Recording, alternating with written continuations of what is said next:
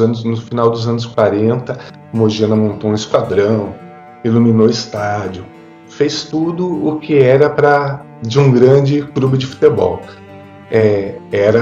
Tinha uma representatividade muito grande no estado de São Paulo, também em Minas, também, onde o Mogiana jogou muito, na cidade mineira.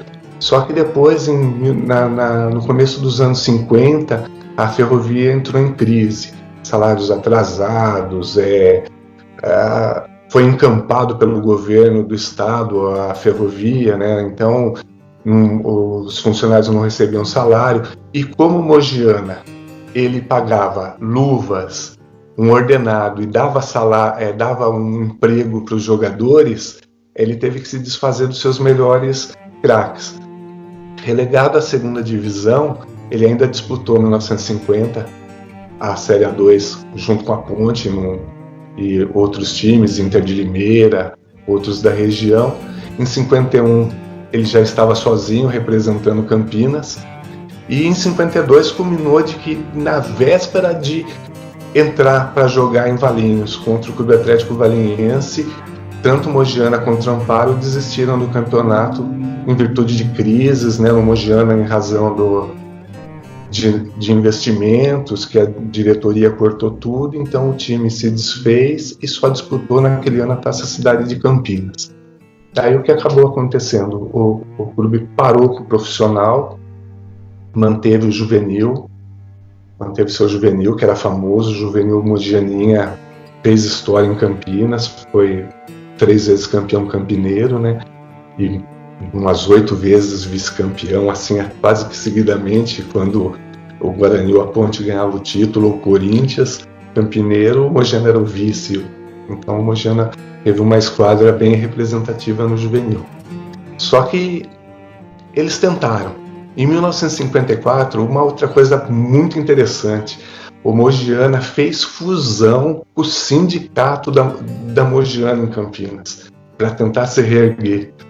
Então o Mogiana fez a fusão com o sindicato para poder ter algum recurso a mais, fez um jogo contra a Ponte para voltar ao profissionalismo em 1954. A intenção era disputar a divisão de acesso novamente, mas ficou só na intenção. A crise se avolumava até que começou a ter guerras e brigas contra a Liga Campineira. Daí a Liga expulsou Mogiana, né? Proibiu qualquer outro clube da cidade de disputar qualquer competição contra o Mogiana, e o Mogiana ficou relegado ao nada. Não tinha adversários na cidade, não podia jogar contra Corinthians, Campinas, Guanabara, quem quer que seja, e ali foi um processo de começar a afastar a torcida, afastar investimentos e entrar numa situação que parecia sem volta. Esse sem volta acabou fazendo com que mais ferroviários se juntassem em prol do Mogiana e trouxesse o time de volta ao profissionalismo em 1957. Em 57, o time voltou para disputar o torneio Santos Dumont, que congregava vários times do interior, que era a preparação para o campeonato da A2 de 58. Então o Mogiana voltou, estreou, fez a sua reentrée contra o Avenida de Salto, dentro do Horácio Costa, ganhou 2-0, voltou com toda a pompa, né? Fez um campeonato muito bom dentro do torneio Santos Dumont, trouxe de volta o torcedor ferroviário ao campo, né? E depois disputou os seus 2 últimos campeonatos profissionais, que foi a segunda divisão de 58 e 59. Daí, o que acontece? Sem o profissionalismo, porque o investimento era alto, a ferrovia não dava mais apoio, nova diretoria no clube. Só que essa nova diretoria do clube não queria saber de futebol. E aí começou a derrocada final mesmo. Outros esportes, o estádio foi cedido para aulas de corte e costura, faculdade de educação física, grupo de escoteiros, bacana, sensacional, mas desde que mantivesse o time disputando ao menos o campeonato amador da cidade.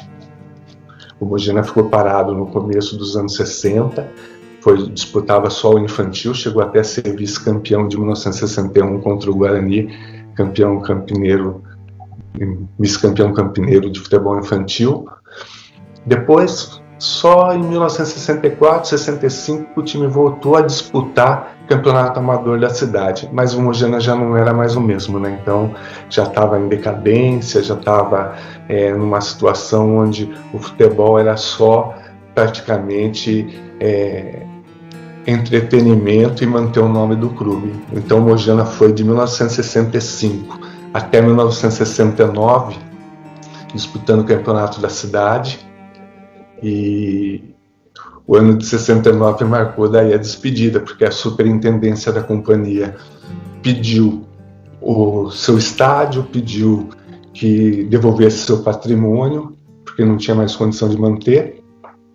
O clube foi abandonado pelo presidente, que não gostava de futebol, deixou na mão de um ex-jogador, um ex-treinador, e acabou sendo ele o cara que praticamente fechou as portas do Mogiana, né? Então o Mogiana disputou o campeonato de 69, o campeonato campineiro de 69 foi um campeonato extra, disputou os últimos jogos no Brinco de Ouro, no Moisés Lucarelli, jogou também os últimos jogos contra Guarani Ponte dentro do Horácio Costa, né, já com equipes secundárias, e fez seu último jogo contra o Corinthians. O último jogo da história do Mogiana é contra o Corinthians da General Osório, onde o Mogiana ganhou de 1-0. E ali foi a despedida do Mogiana do futebol, né? Então, tudo isso foi da derrocada do esporte em relação ao presidente que não queria manter o futebol, e a crise que a companhia levou, fazendo que todos os pertences do clube fossem leiloados em 1971, colocando um ponto final um dia antes de completar a data de aniversário. O Mogiana foi praticamente extinto no dia 6 de junho de 1971. Ali foi a derrocada final.